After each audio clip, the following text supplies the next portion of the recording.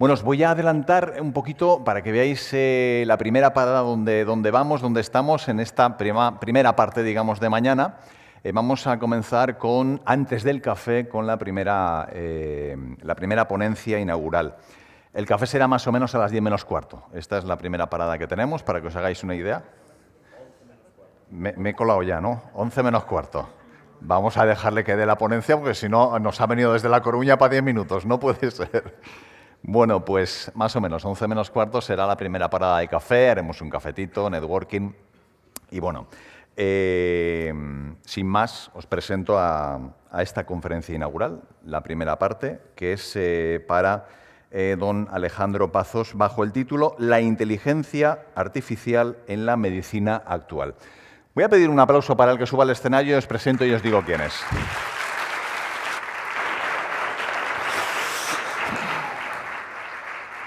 En esta conferencia inaugural, Alejandro Pazos, os doy un pequeño perfil de quién es. Curioso, además, porque es máster en inteligencia artificial, doctorado en ciencias de la computación y doctorado en medicina. Atención a ese binomio súper interesante.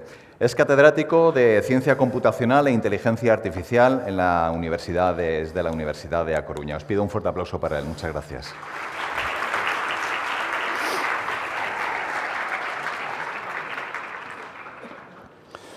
Bueno, en primer lugar, muchísimas gracias a la Facultad de Medicina de la Universidad Católica de Valencia y a la presidenta de este extraordinario colegio profesional de médicos por su extraordinaria acogida y estoy encantado de compartir con el resto de los ponentes estas interesantísimas jornadas. Y lo primero, antes de comenzar con la charla, deciros que una de mis principales ocupaciones actualmente es, ¿cómo diría yo? Pues bajar el suflé de la inteligencia artificial. La inteligencia artificial es una especie de suflé que parece que nos va a arreglarlo todo. Hay que esperar, hay que ver qué posibilidades hay, qué nos ofrece, qué riesgos tenemos que afrontar, pero es bueno pensar que no nos va a arreglar todos nuestros problemas. La inteligencia artificial, antes de unirse estos dos vocablos en un único concepto, eran dos palabras, un sustantivo y un adjetivo, pues muy comunes, usados. Cuando se han unido en el mismo concepto, se ha convertido en una especie de tsunami que lo está arrasando todo en nuestra relación personal, en nuestra forma de afrontar el ocio, de afrontar nuestra labor profesional, de afrontar todas las facetas de nuestra vida. Y está ocurriendo al mismo tiempo que hay un aluvión de avances tecnológicos que están generando un nuevo paradigma social. Hoy ya casi nadie va a una agencia de viajes a coger un vuelo. Se hace por una plataforma de Internet. Hoy ya casi nadie busca pareja en una discoteca, como en mis tiempos. Estábamos esperando que pusiesen las lentas. Pues bueno, pues ya no. Hay plataformas y hay otros escenarios en donde esto ocurre. Gracias a estos avances tecnológicos caminamos hacia una sociedad cada vez más cibernética, cada vez tenemos más relación con las máquinas, incluyendo, por supuesto, los sistemas responsables del cuidado de la salud. En este escenario nos encontramos que hoy en día se puede entender por estado de salud, que es lo que hoy nos ocupa, a la capacidad de las personas y las comunidades para adaptarse, mantener el bienestar y desarrollar su potencial en entornos físicos, mentales, sociales y digitales cambiantes. Como veis, ha cambiado el concepto de lo que es cuidado de la salud a lo largo de los años. Hoy es una cosa un poquito más compleja que simplemente la ausencia de enfermedad. Bueno, pues en este escenario, que como veis es muy complejo y además es cambiante, nos encontramos con que ha habido una enorme, como decía, cantidad de avances tecnológicos, tanto en hardware, en cacharrería, como en software, como en posibilidades de comunicación, que han provocado que se celebrasen o que se generasen una enorme cantidad de avances científicos. Esta es la cantidad de avances científicos que hay cada día, que incluso los especialistas en todas las especialidades de medicina les cuesta, caso de que sean capaces, estar al día de todo lo que se publica y de todas las cosas nuevas que hay en su propia especialidad. Esto hace que, sobre todo desde el desarrollo de las omics son la genómica, la proteómica, la transcriptómica, todas estas nuevas ámbitos del saber que se generaron a partir del conocimiento del genoma humano, pues han hecho que se produzca un crecimiento exponencial de los datos, las informaciones y los conocimientos. Todo el mundo habla de datos, solo. Big Data, la calidad del dato, el no sé qué. Bueno, pues en inteligencia artificial el dato solo es importante para entrenar a los sistemas, para que los sistemas adquieran conocimiento. En inteligencia artificial lo importante es el conocimiento, no el dato. ¿En qué se diferencia dato de información y de conocimiento? Bueno, pues dato no es más que el valor de una variable. Por ejemplo, temperatura corporal humana, 41 grados. Eso es un dato, sin más. ¿Qué es información o noticia? Pues noticia es cuando un dato o un conjunto de datos adquieren un significado. En el mismo ejemplo, temperatura corporal humana, 41 grados, significa fiebre. Entonces es temperatura más elevada de lo normal y hay un problema que es que tiene fiebre, que puede ser un síntoma, un signo o lo que sea. ¿Y qué es conocimiento? Pues es cuando los datos y las informaciones adquieren una característica de utilidad, cuando son útiles para algo.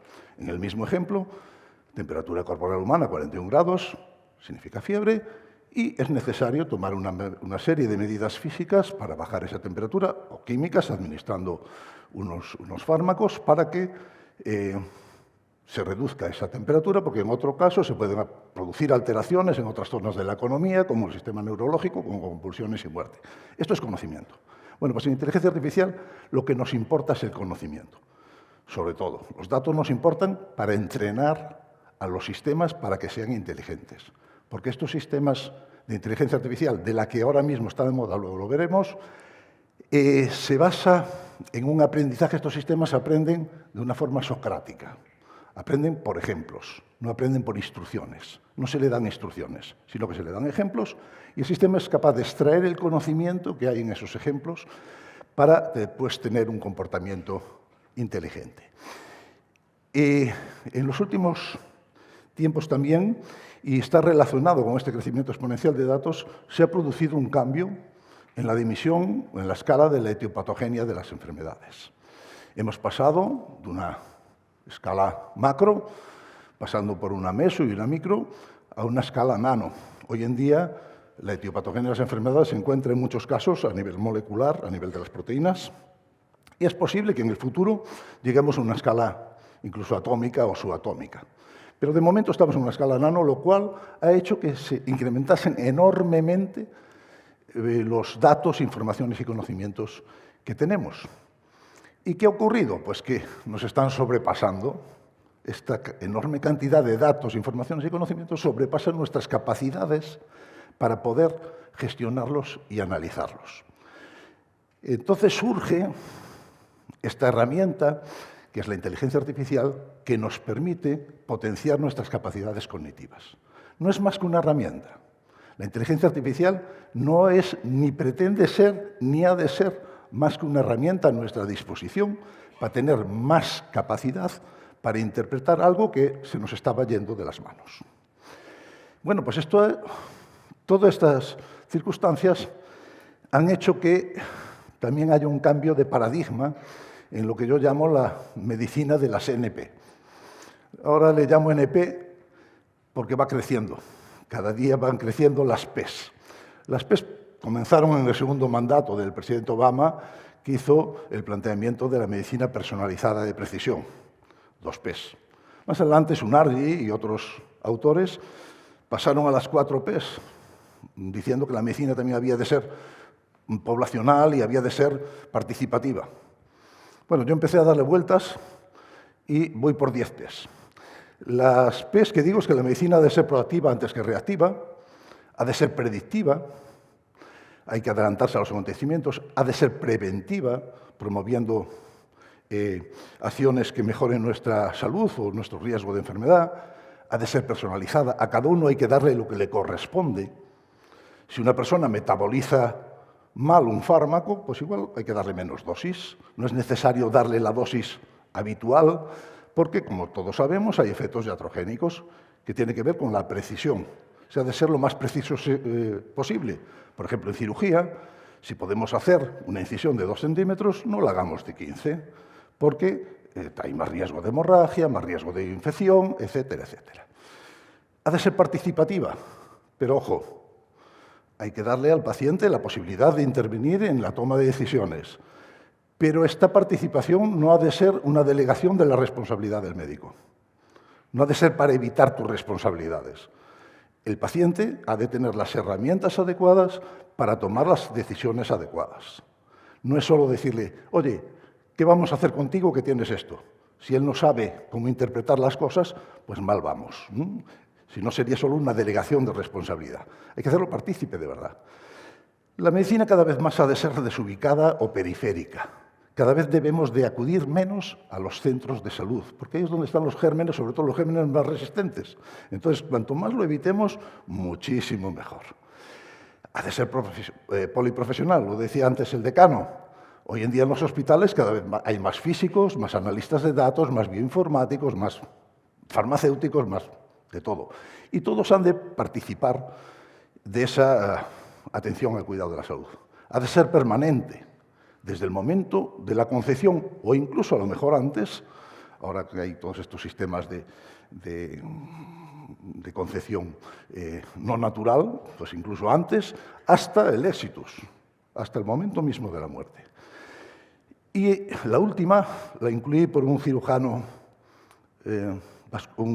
cardíaco, el doctor Cuffé, que me dijo, Alejandro, te estás olvidando una P.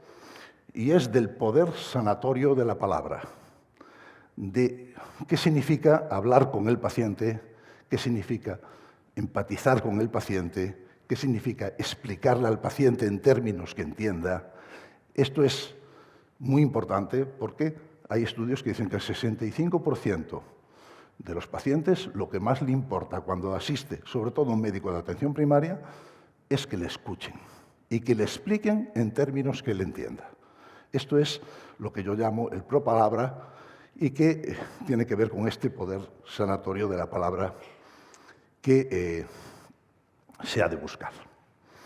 Bueno, aquí tenemos algunos de los avances tecnológicos que están ya aquí, no solo que definirán el futuro inmediato, sino que ya están definiendo el presente y la actualidad. Podemos empezar por el Big Data.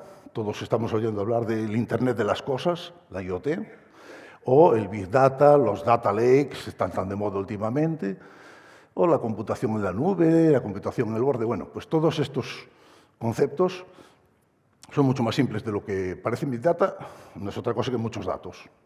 Yo le pongo otra B, yo le llamo Big Bad Data, porque los datos que tenemos son realmente bastante malos. ¿Y por qué son malos? Pues porque no están estandarizados y porque no siguen ontologías. Una ontología lo que significa es que detrás de cada concepto esté siempre, detrás de cada etiqueta semántica está siempre el mismo concepto. Lo del Cloud and Edge Computing la diferencia está en que cuando estamos trabajando con computación en la nube, estamos mandando nuestros datos para que se analicen en algún lugar. Cuando estamos hablando de Edge Computing, computación en el borde, lo que están es circulando las aplicaciones. Los datos quedan en local y nos bajamos unas aplicaciones para analizar nuestros datos. ¿Cuál es la importancia de esto? Es que todo lo que circula por la red es susceptible de ser interceptado. Entonces, lo que no debe de interceptarse son los datos, porque los datos son propiedad de los pacientes y además son sensibles. Las aplicaciones no importa. La aplicación, la única repercusión que puede tener es económica. Entonces, es mucho mejor y cada vez se está caminando más en el ámbito sanitario a lo que es la computación en el borde, para que los datos queden en local y que, por tanto, sean más seguros. Últimamente se están dando pasos de gigante en lo que es la fabricación aditiva y utilizando nanomateriales y materiales biológicos para, en impresoras 3D, crear órganos, tejidos que puedan sustituir y no generar rechazo en los pacientes. Otra de las cosas, ya habló también el decano, de las realidades extendidas, que es un incremento de las posibilidades que tenemos para interpretar los escenarios. Por ejemplo, los digital twins, que consisten en que no solamente vamos a reproducir la anatomía del espacio que hemos digitalizado, sino que además podemos incluir la fisiología de ese espacio. O sea que si yo hago una simulación de una intervención quirúrgica donde con el bisturí virtual secciono un nervio, pues voy a ser capaz de saber qué músculos están afectados o qué sensibilidades están afectadas por esa sutura del nervio. O si le doy un fármaco, qué procesos metabólicos ocurren en ese espacio, no solo en la arquitectura, sino también en la funcionalidad. Otra de las cosas que están avanzando muchísimo son los cobots, o humanos aumentados, que son dispositivos tecnológicos que se utilizan para reponer una funcionalidad perdida o para incrementar una funcionalidad por necesidad. Ahí tenemos los dos casos. Alguien que ha perdido una extremidad, bueno, pues se le pone un exoesqueleto que reproduce esa función lo mejor posible. Y la segunda, la de incrementar sin que pierdas nada, es lo que ocurre, por ejemplo, con el Da Vinci, que lo que hace es que pues, elimina el temblor fisiológico que tenemos todos a partir de los 50 años en los cirujanos, le permite tener una capacidad visual muchísimo mejor, etc. Bueno, pues Da Vinci ya está saliéndole un competidor, se llama Xiu, que lo están desarrollando entre China y Corea, están a punto de sacarlo ya al mercado y que ya incorpora técnicas de inteligencia artificial. Y la última noticia que tengo es que hace 2 semanas ya han hecho una intervención de piel a piel sin intervención del cirujano. Solo el robot. Son cosas muy llamativas y de momento todo muy preparado, muy toy problem, muy problema de laboratorio. Pero todo muy preparado, pero ya empezamos a caminar en esa dirección. Y no tardando tendremos nanorobots que vayan a dispensar un fármaco a las células específicas que tengan necesidad de ese fármaco. Con lo cual nos evitamos efectos iatrogénicos, por ejemplo, en oncología. Si solo van los nanorobots y ponemos un marcador en las células que están dismórficas, pues lo que ocurre es que solo se van a afectar esas células y las células que están sanas pues no van a tener el efecto iatrogénico que tienen todos los fármacos oncológicos. Otra de las cosas que están avanzando son las tecnologías convergentes, también denominadas NBIC por el acrónimo. Es el acrónimo de nanotecnología, biotecnología, tecnologías de la información y tecnologías del conocimiento. Bueno, pues integrando conocimientos de todas estas tecnologías, pues nos encontramos con cosas como el célebre Elon Musk con su empresa Neuralink, que lo que pretende es que, pretende y se consigue, vaya, no es tan complejo como parece, que con el pensamiento podamos darle instrucciones a dispositivos mecánicos o a computadores. Es mucho más sencillo de lo que parece. Parece todo así muy de ciencia ficción, pero bueno, es interpretar qué zonas del cerebro se activan más cuando tú quieres dar una determinada instrucción. Nosotros hicimos un proyecto fin de máster con una chica que estaba en silla de ruedas para que pudiese manejar con su cerebro la silla de ruedas. Y lo que identificamos fue la zona del cerebro que se activaba más cuando pensaba que quería ir a la derecha, y entonces se le daba la instrucción al motor y a las ruedas para que giraran a la derecha. Solo tenía 4 instrucciones: derecha, izquierda, parar o ir hacia adelante. Y podía manejar perfectamente su silla de ruedas con su pensamiento. Lo que hace Elon Musk es que nosotros lo hacíamos con un casco de los de electroencefalograma. Elon Musk lo que hace es insertar los receptores dentro del cerebro, y entonces tiene mucha más sensibilidad y puede hacer muchas más cosas. Pero bueno, Otra de las tecnologías que están cambiándolo todo es la capacidad de comunicación. Recordad, las 5G de las comunicaciones que tanto problema hubo con Huawei y todo esto. Bueno, pues ya estamos empezando a hablar de las 6G, que es la capacidad de comunicación. Cuanta más capacidad tengamos, más cosas podremos hacer, cuanta más capacidad de intercomunicación. Pero se generan problemas de ciberseguridad, lógicamente. Todo lo que circula, ya dije, es susceptible de ser interceptado. Bueno, pues, actualmente, ¿cuáles son los desarrollos que más nos están llamando la atención? Bueno, pues son los sistemas de procesamiento del lenguaje natural, dentro de ellos los LLM, los Large Language Models, los modelos de lenguaje profundo, tipo ChatGPT, Gemini, etcétera, etcétera, que bueno, pues lo que hacen es aprender a partir de montones de ejemplos y después tener un comportamiento predictivo inteligente, entre comillas. Los más conocidos, como dije, ChatGPT, me fue muy famoso el fake chino de DeepSeek, y bueno, pues previamente, y basado en otro tipo de tecnología que es más de cálculo probabilístico, están el Alexa y el Siri. ¿Qué es lo que nos viene en el futuro? Pues en el futuro lo que nos encontramos en este momento es que no hay cuerpo doctrinal suficiente en inteligencia artificial para cubrir todas las expectativas que se están generando. Y cuando no se cubren expectativas, el siguiente sentimiento que se tiene es el de frustración. Y el siguiente sentimiento que se tiene a la frustración es el rechazo. Y entonces, bueno, pues hay que intentar generar nueva doctrina, y esta doctrina puede ser por los propios modelos, incorporando las células gliales a las redes de neuronas artificiales que tenemos actualmente. Los sistemas inteligentes se basan en redes de neuronas artificiales, pero también se sabe que las células de la glía participan en el procesamiento inteligente de la información cerebral, con lo cual no sería malo incorporarlas. Y otra es la capacidad de cómputo que tenemos actualmente con los computadores basados en el silicio, que probablemente haya un salto, pero bueno, no tiene mucho que demostrar, con la computación cuántica.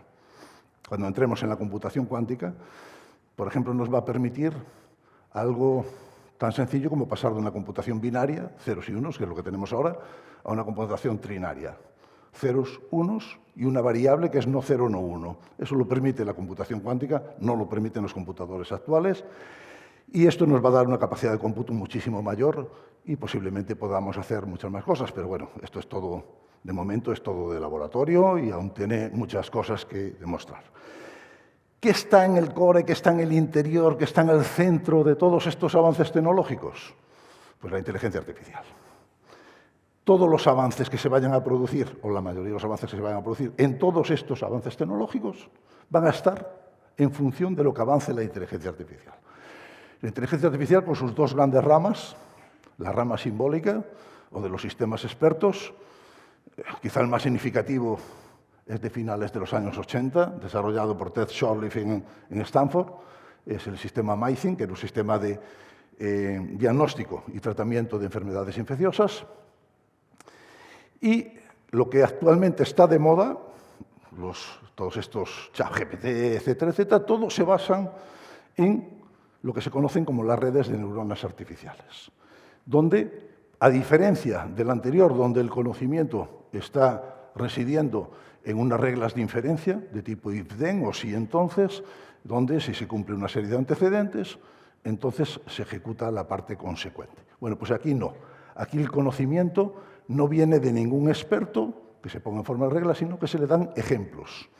Y a partir de los ejemplos, el conocimiento, esto va a sonar un poco como a magia, va a residir ni siquiera en los elementos, va a residir en el peso de las conexiones de los elementos, en la matriz de pesos, en cómo va variando la matriz de los pesos de todas estas conexiones. No me da tiempo a explicároslo, pero fiaros de mí. Bueno, pues esto es actualmente lo que tenemos y que viene a representar en cierta medida lo que ocurre en nuestro cerebro. En nuestro cerebro tenemos dos hemisferios. En los que somos diestros, en nuestro hemisferio izquierdo tenemos un proceso más secuencial, es donde manejamos las funciones lógicas, como las reglas, los conceptos. Es un proceso de información top-down, de arriba abajo o deductivo, utiliza la deducción.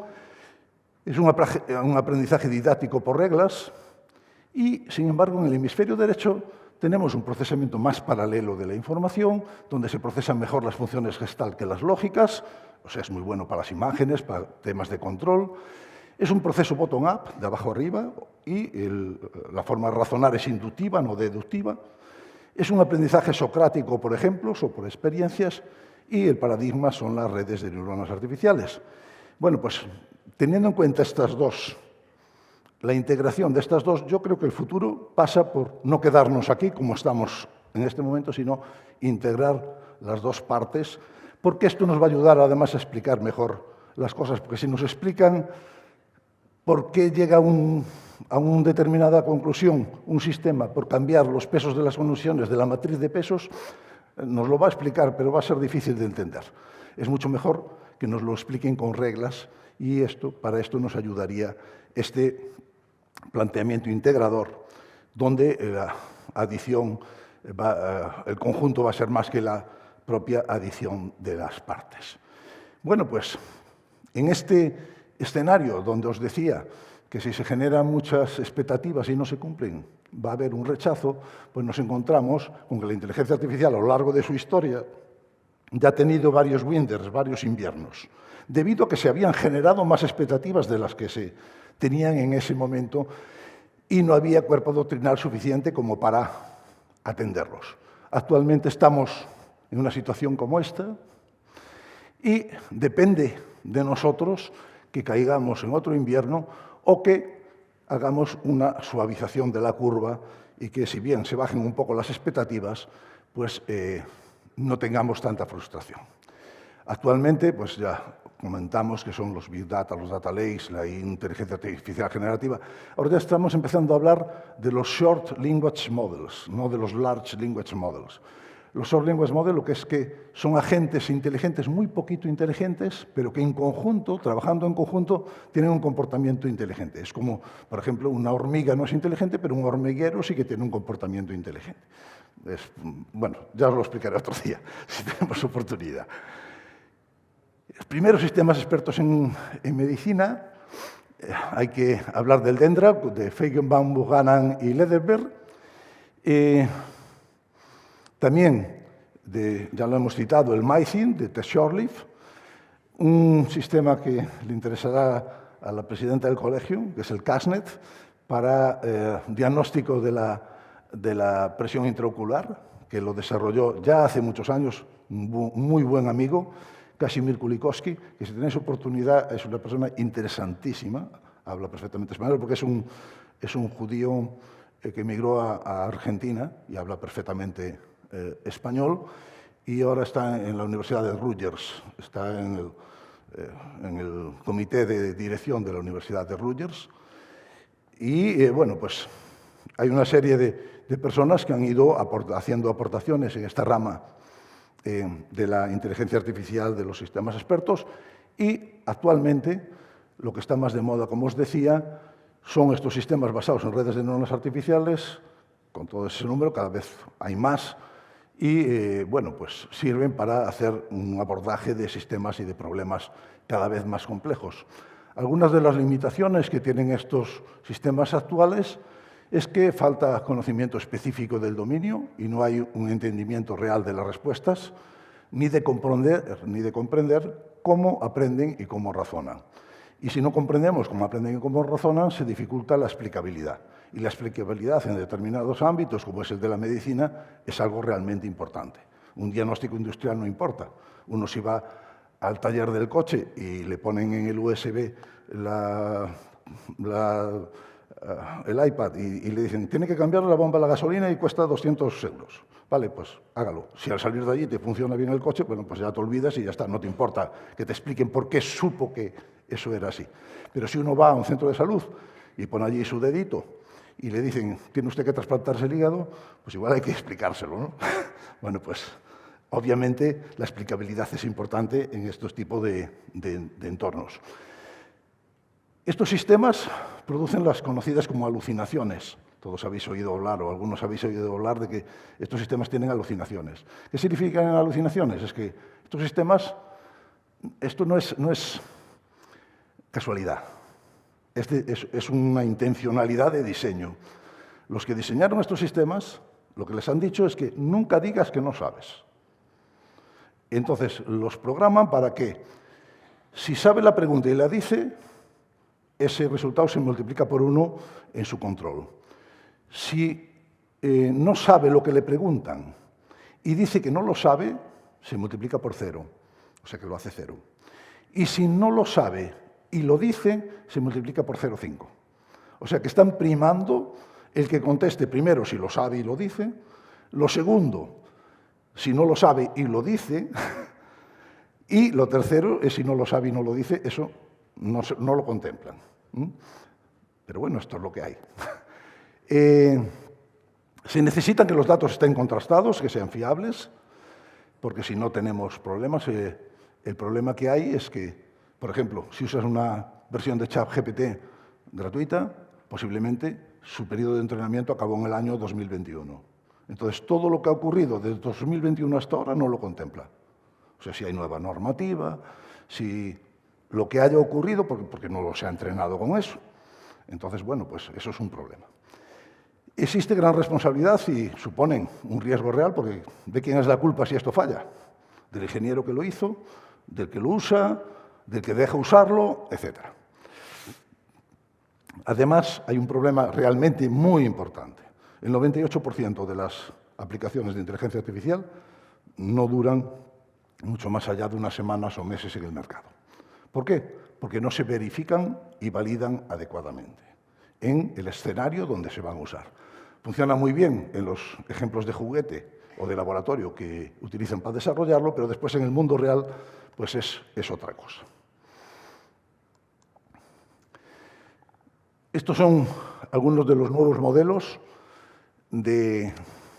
para incrementar esa doctrina que ha de soportar la evolución de la inteligencia artificial, que es la incorporación de estos astrocitos o células gliales al procesamiento de información. Nosotros hicimos ya algunos modelos que hemos publicado en 2007 y 2011. Mi propia tesis doctoral, que la primera, la que hice en inteligencia artificial, es del año 90, donde ya contemplaba la incorporación de las neuronas al procesamiento de la información como sistemas heurísticos para guiar el proceso de búsqueda. Y para mi satisfacción, el último año, en el año 2024, el Departamento de Defensa de Estados Unidos lanzó un programa de investigación donde incluía los nuevos mecanismos de la biocomputación con células gliales y neuronas en aprendizaje por reforzamiento, que es un poco lo que yo había hecho hace 30 y pico años, pero bueno, siempre es satisfactorio que ocurran estas cosas.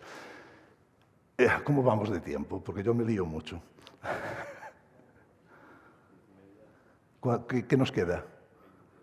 20 minutos, o sea, voy a ir un poquito rápido porque nos quedan muchas cosas para ver. Además, traje unos ejemplos de desarrollos que hicimos en mi grupo de investigación en cada una de las 10 P's que hemos visto de la medicina de las 10 P's. La dejaré a disposición de la Universidad del Decano y si alguien tiene interés, tenéis también mi correo electrónico y yo encantado de explicaros lo que hay y de todos esos ejemplos, pero me parece que no nos va a dar tiempo. Bueno, ¿cuáles son las fases claves de la implementación de aplicaciones de IA? Bueno, pues antes de nada a alguien se le tiene que ocurrir que eso es posible.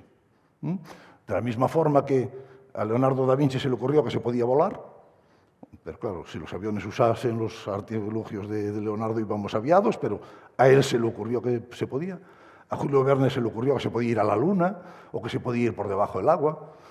Bueno, pues, curiosamente, la inteligencia artificial, al primero que se le ocurrió es muy anterior. Nos tenemos que ir a la Ilíada de Homero, donde la diosa Tetis, que era la madre de Aquiles, el dios de las guerras, para convencerlo, porque Aquiles tenía ya, de tanto guerrear, tenía sus armaduras muy deterioradas, y le dijo, oye, vete allí al taller del dios Hefestos, que era el dios de las forjas, para que te recupere esas armaduras, que vas a hecho un desastre.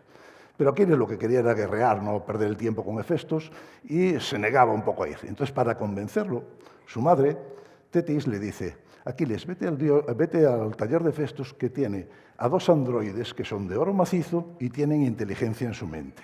Esta es la primera vez que, por escrito, se expone la posibilidad de que algo de la química, no del carbono, de la química inorgánica, pueda tener inteligencia en su mente. Entonces ya, bueno, pues el primer paso lo tenemos. Ya a alguien se le ocurrió que algo artificial podía tener inteligencia. ¿Cuál es lo segundo? Definirlo. Hay que definir muy claramente qué es lo que estamos buscando. Lo tercero, formalizarlo. Porque los computadores no entienden nada que no sea un lenguaje formal. Hay que ponérselo en la lógica formal. Y ya a continuación hay que implementarlo, programarlo y después desplegarlo tras una adecuada validación y verificación. ¿Qué es lo que está ocurriendo actualmente? Que la gente se salta todos los pasos previos y directamente se van a lo que es la implementación, se bajan una base de datos de ejemplos, se basan en una herramienta para construir redes de neuronas artificiales, la entrenan y ya creen que tienen un sistema. No, le faltan pasos previos que son muy importantes. Idea previa. Como os decía, hay que ir a la Ilíada y después un español, un mallorquín, para más señas, Ramón Lull, hizo lo que se conoce como el Ars Magna. Publicó el Ars Magna, donde era una especie de solucionador general de problemas. Que es un poco lo que le pedimos a la inteligencia artificial, que nos resuelva todos los problemas. A continuación, pues unos cuantos matemáticos han puesto las bases para que esto pudiera hacerse posible. Boole con su álgebra, Charles Babbage con su máquina analítica y uno de los genios de la historia de la ciencia, Alan Turing, que allá por los años 50 plantea que me propongo considerar la cuestión de si las máquinas pueden pensar. Dentro de lo que son los precursores de la inteligencia artificial, no nos queda más remedio que atender sobre todo a uno, pero hay otro que también es importante, que para mí es el principal investigador de la historia de la ciencia. Y no lo digo porque me lo parezca a mí, que eso tiene poca importancia. A finales de los años 2000, que fue cuando se me ocurrió mirarlo, era el científico más citado de toda la historia de la humanidad. El doble de citas que Darwin y el triple que Einstein, a finales de los años 2000. Hoy no sé cómo está la situación. Bueno, pues es Santiago Ramón y Cajal, lógicamente, nuestro premio Nobel, que hizo el planteamiento de un montón de teorías. A mí me siguen inspirando, todavía muchas de sus teorías son muy disruptivas y que intentaremos plasmarlas. Esto de las redes neurogliales lo saqué de sus teorías, de la teoría de la neurona y de que en las zonas donde había un procesamiento más elevado cognitivo de la información, que es en la zona, en todos los mamíferos, en la zona anterior y superior, en la corteza frontal, pues el índice de glía era 50:1 y en los núcleos de la base es de 1:1. Con lo cual parece que tengan una importancia en el procesamiento cognitivo. Además, el proceso de información en las células de la glía es un orden de magnitud mayor que las neuronas. Tardan 10 veces más en responder. Y esto a lo mejor es que está relacionado con el proceso reflexivo de la información, no por proceso inmediato. Bueno, hay una serie de cosas que todavía Cajal tenemos que estudiarlo mucho y valorar mucho las cosas que hizo. Y el otro es Donald Hebb, otro neurofisiólogo, que estableció que cuando dos neuronas están activas al mismo tiempo, se refuerza el canal entre ellas. Entonces, ¿qué es lo que pasa? Los cambios del procesamiento de la información están en los canales. Por eso decíamos antes que el conocimiento en estos sistemas está en la matriz de pesos de las conexiones, en los canales. Y Donald Hebb es el que hizo el aprendizaje hebbiano basado en esta situación y que es la base de todos los sistemas inteligentes actuales de redes de neuronas artificiales. El conocimiento ni siquiera está en las neuronas, sino que está en las conexiones entre las neuronas. Ups. Bueno, esto lo vamos a pasar muy rápido. Hablaba antes el decano de la necesidad de utilizar un lenguaje común. De esto se dio cuenta Norbert Wiener en el 1940, con la superespecialización. Se dio cuenta de que los superespecialistas no eran capaces de encontrar un lenguaje común y entonces no se entendían. Y esto es lo que está ocurriendo un poquito ahora. Y él lo importante es que incluyó propuso lo que se conoce como la cibernética y crea el ambiente para mejorar la comunicación en y entre los humanos y las máquinas. O sea, ya en los 40 se dio cuenta de que íbamos a tener que interrelacionarnos con las máquinas, ¿no? Charles Babbage considera la posibilidad de que su máquina analítica sea capaz de jugar al ajedrez y piense, sea capaz de aprender y sea capaz de crear, que es un poco algunas de las características principales de los sistemas inteligentes. Su colaboradora, que fue la primera informática, que fue Ada Lovelace, creó lo que se conoce como el régimen de Lovelace, por el cual las máquinas solo serán capaces de hacer aquello que se le diga estricta y explícitamente que tienen que hacer. ¿Cuál es el problema de esto? Es que la inteligencia artificial es precisamente superar ese régimen. Las máquinas han de hacer las cosas sin que tú le tengas que decir cómo tienen que hacerlas. Si no, ya no se pueden considerar inteligentes. Bueno, ha habido una serie de avances para este planteamiento de superar el régimen de Lovelace y que las máquinas tengan su propia capacidad. Y pasamos ya a lo que es la definición. Hay varias formas más o menos formales de definir la inteligencia artificial, pero quizá cuando tenemos conceptos como el de inteligencia, que suele llevar a interpretaciones tendenciosas, imposibles de cuantificar y que cambian a lo largo de la historia, bueno, pues es bueno definirla por las características o por los conceptos principales que la componen. Y así Turing lo hizo de una forma más poética, pero unos años más tarde, Shank nos hizo lo que hoy en día, en lo que nos basamos hoy en día para definir lo que es la inteligencia. La inteligencia es tener capacidad de hacer inferencia, de hacer razonamientos. Tiene que ser intencional. Las cosas que ocurren por casualidad o por serendipia no son inteligentes. Tiene que tener capacidad de creatividad y de innovación. Tiene que tener capacidad de conocimiento del entorno y curiosidad por cómo son o por qué ocurren las cosas. Tiene que tener capacidad de conciencia y de consciencia, o sea, saber lo que estás haciendo y qué supone para los demás eso que tú estás haciendo.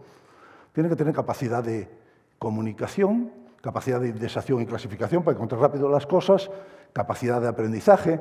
Hoy en día se tiende, la inmensa mayoría de la sociedad intenta, lo que hace es equivalencia entre inteligencia y aprendizaje. Pero como vemos, la inteligencia es mucho más que la capacidad de aprendizaje. Estos sistemas LLM lo que tienen es capacidad de aprendizaje. De momento, las otras cosas no las hacen como a todos nos gustaría. Además de estas características, y para mí las más difíciles quizás de conseguir en estos sistemas de inteligencia artificial es la capacidad de adaptación. La inteligencia biológica es la capacidad de adaptarse, porque si no las especies se extinguen. Y entonces la supervivencia es la primera, lo más importante. Y la otra que yo creo que va a ser muy difícil de conseguir, porque es muy difícil de definir, es el sentido común. Todos sabemos o creemos saber, pero si nos ponemos a definirlo nos cuesta bastante trabajo y un sistema inteligente que no tiene sentido común pues no parece muy inteligente, ¿no? Pasamos a la formalización. Vimos ya la idea inicial, la definición, formalización. En el año 1943 ocurre una cosa curiosa, que se publican el mismo año dos artículos y un libro, donde en el primero se sugieren formas de conferir fines y propósitos a las máquinas, recordar una de las características, que tengan fines que sean guiadas por un objetivo, los sistemas inteligentes. La segunda es tener capacidad de abstracción. Esto es lo que va a permitir hacer razonamiento y aplicar las cosas que funcionan en un sitio o en otro, ser capaz de abstraer los resultados. Y Macaulay y Pitts hacen el artículo más importante, que es que ponen de manifiesto cómo las máquinas podían emplear los conceptos de la lógica y demostraron que cualquier ley de entrada y salida podía modelizarse con redes creadas con neuronas formales por ellos definidas. Basándose en los trabajos de Cajal, pues hicieron una simplificación del funcionamiento de las neuronas y las pusieron en red y vieron que todas las neuronas eran elementos de procesamiento de información con 3 funciones, una función de entrada, una función de integración, una función de salida, y las conectaron entre ellas y vieron que, dándole ejemplos, eran capaces después de funcionar adecuadamente.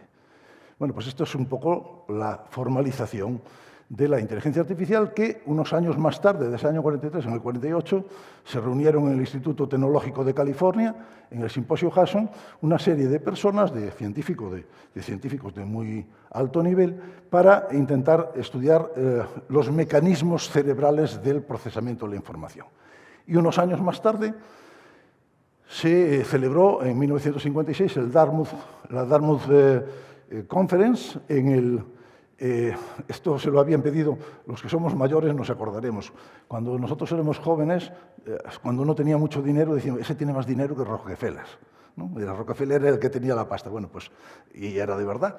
Le pidieron a la Fundación Rockefeller dinero para estar 2 meses reunidos y sentar las bases de lo que es la inteligencia artificial.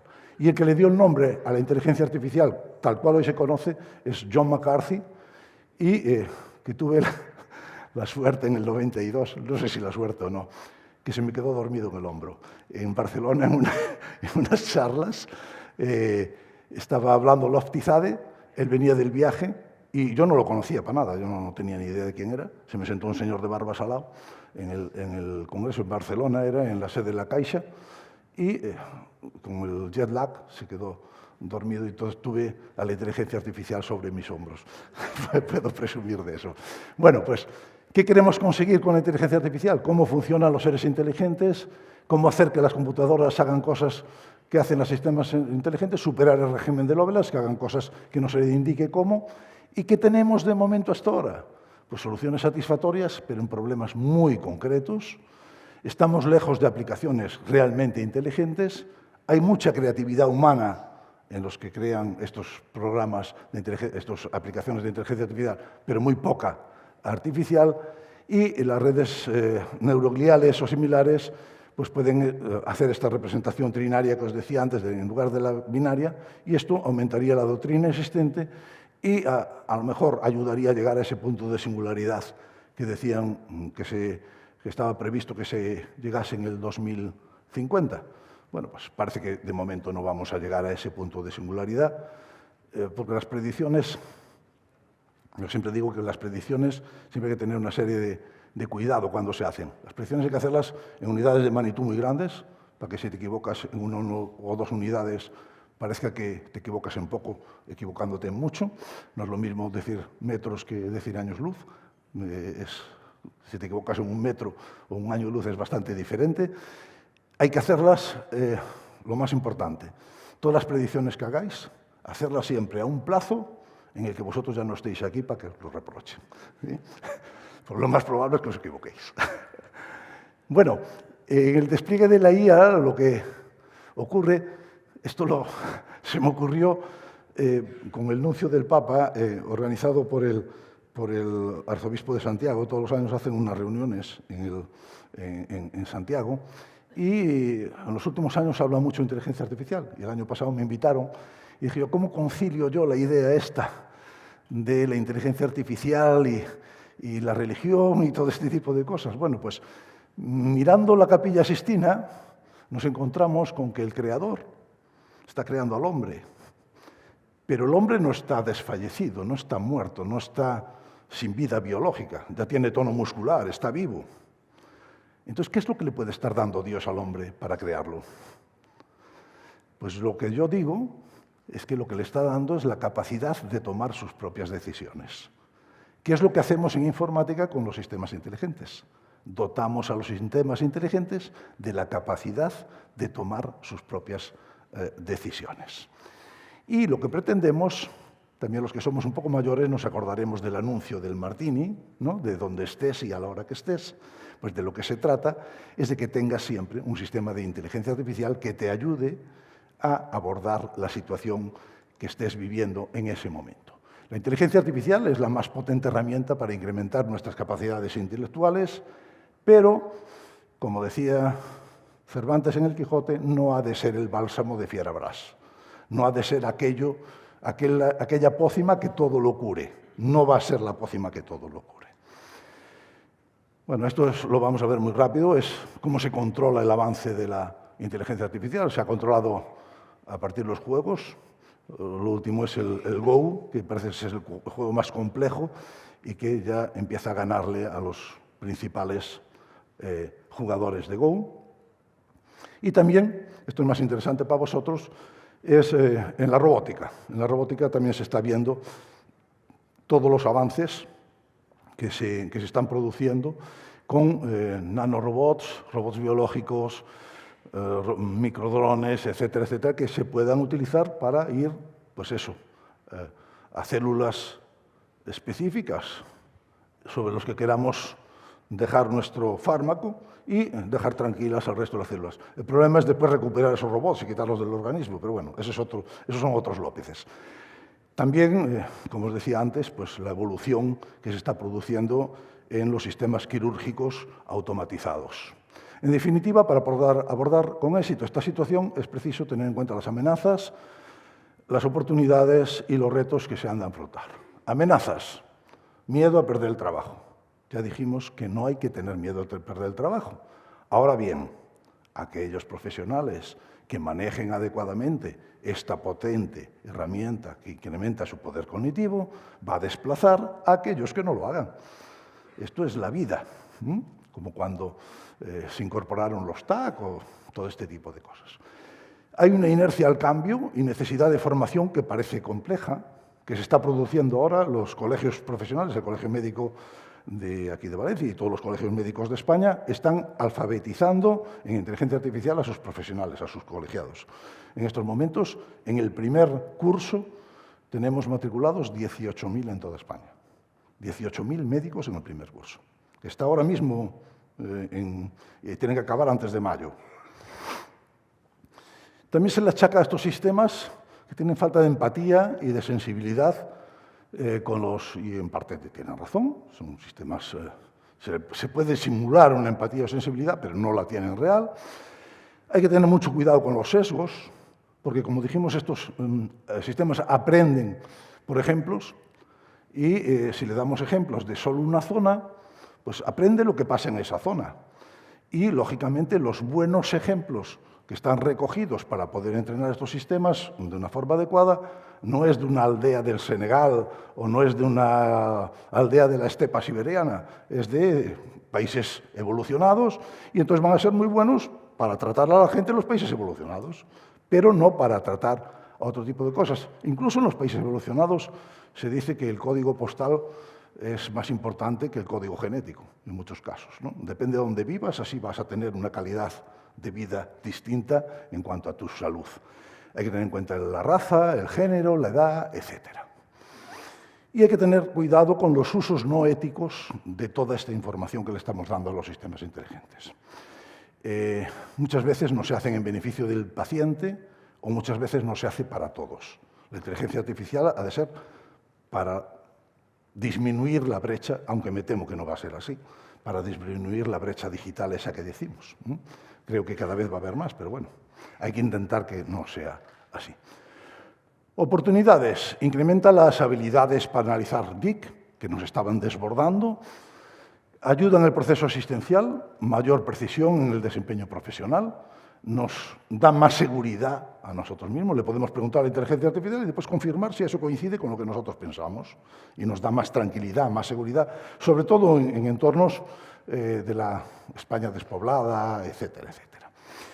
Reduce el trabajo. Para mí esto es de lo más importante. Y lo principal y lo que más pronto va a ocurrir con los escribas, etcétera, es la reducción del trabajo burocrático.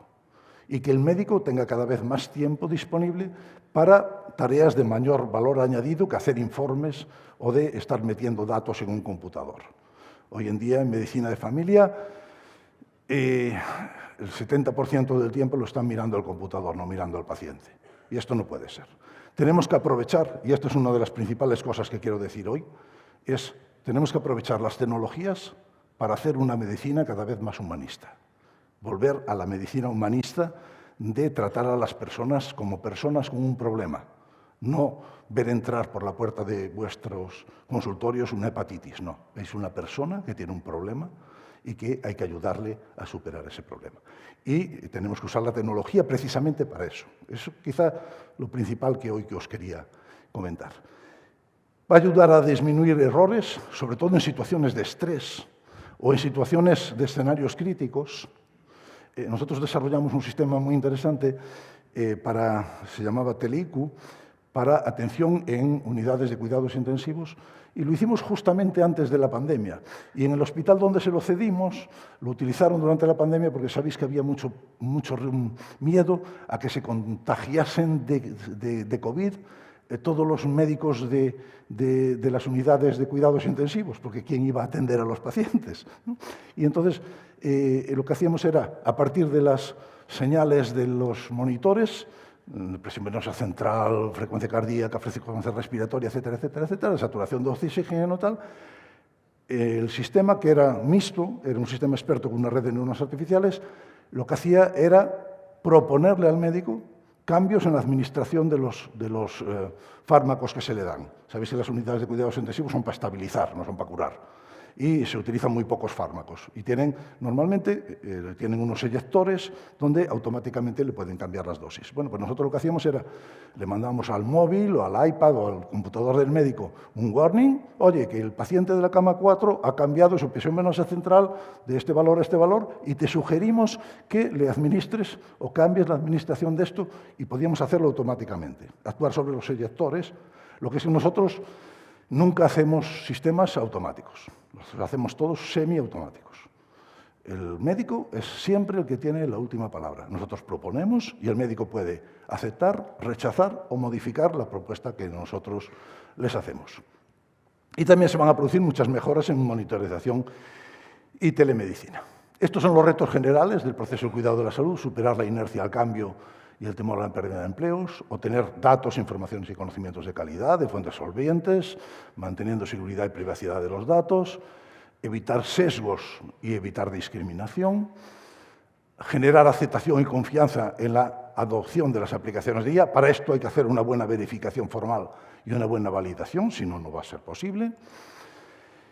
Hay unos retos formativos, se están intentando superar con los colegios médicos en este momento, de alfabetización de los profesionales, pero también hay que alfabetizar a los pacientes y hay que alfabetizar a los gestores.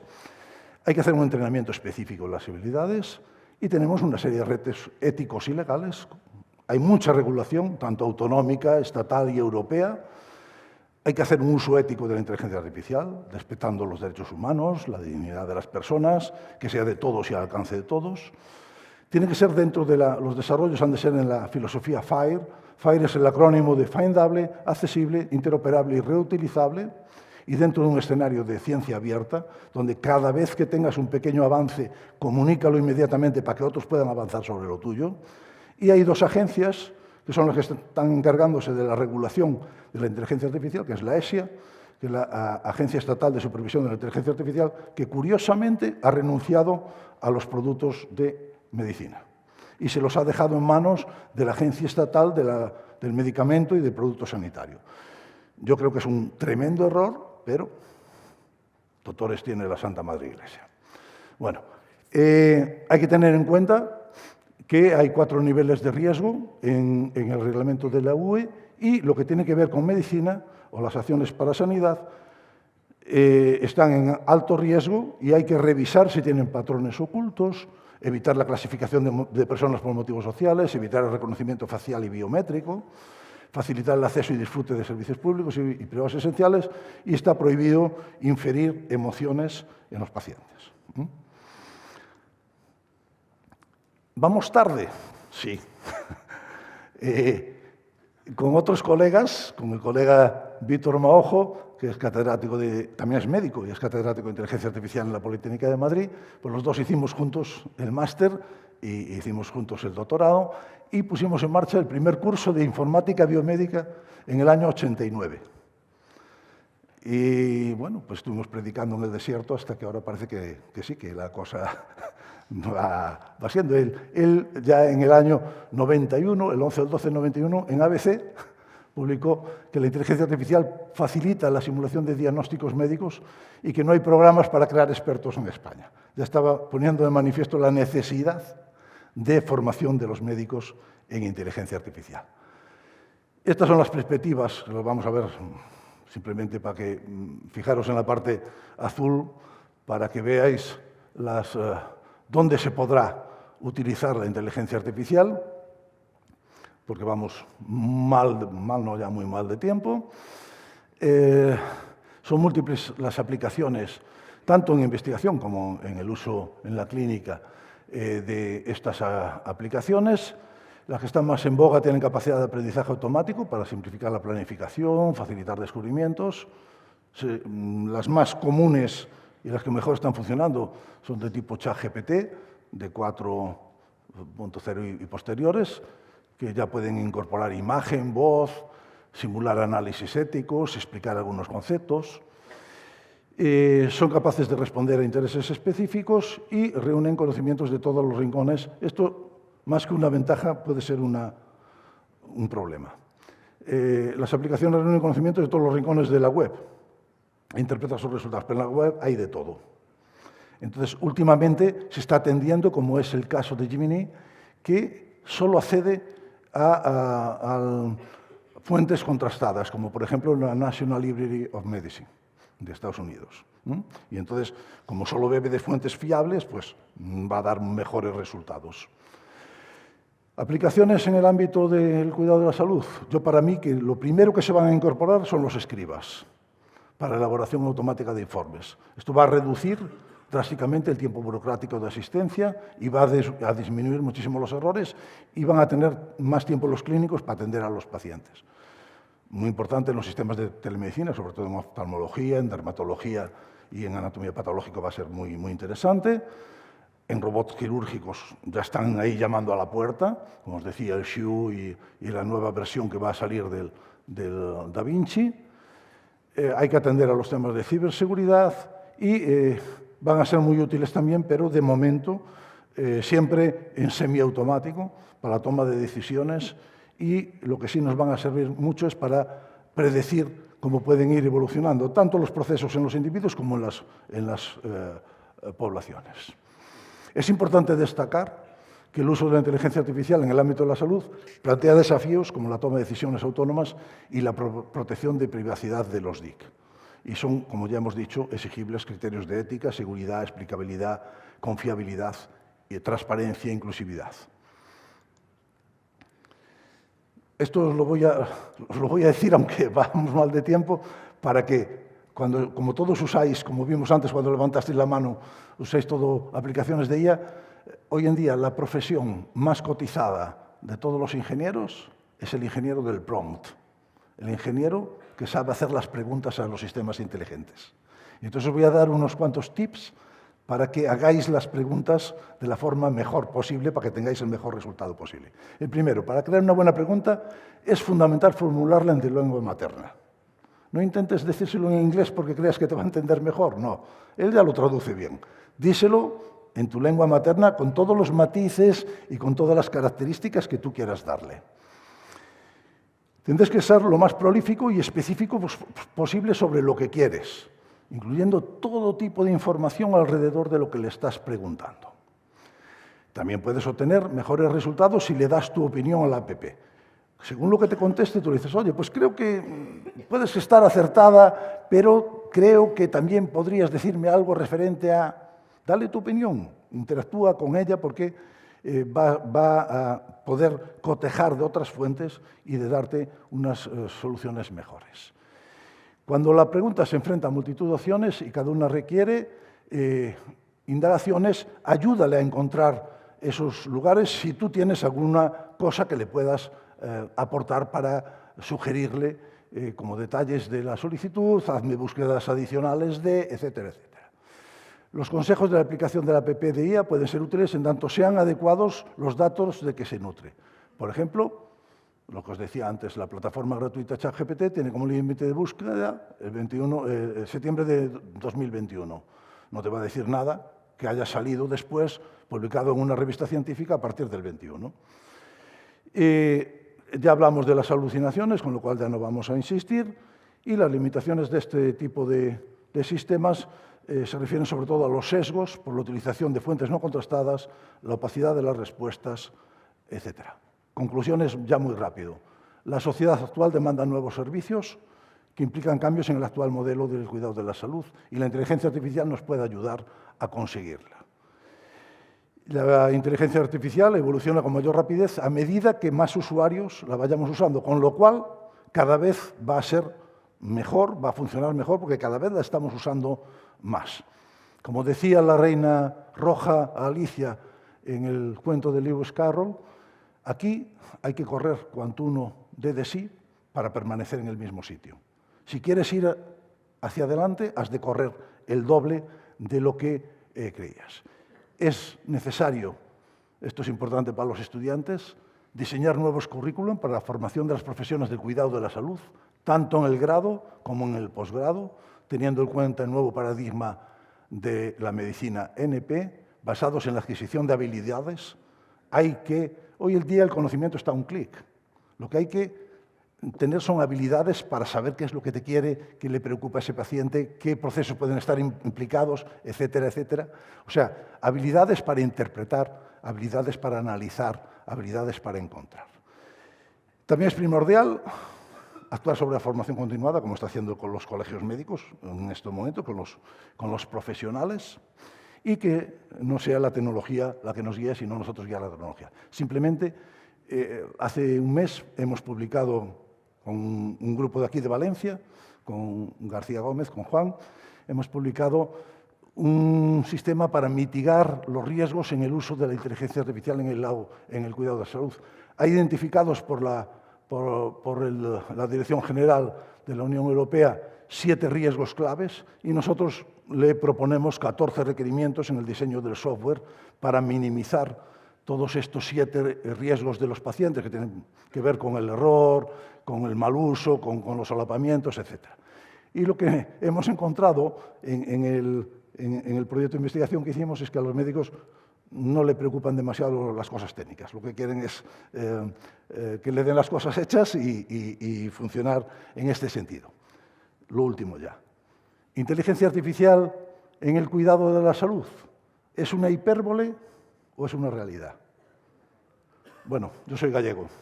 Depende. Muchas gracias.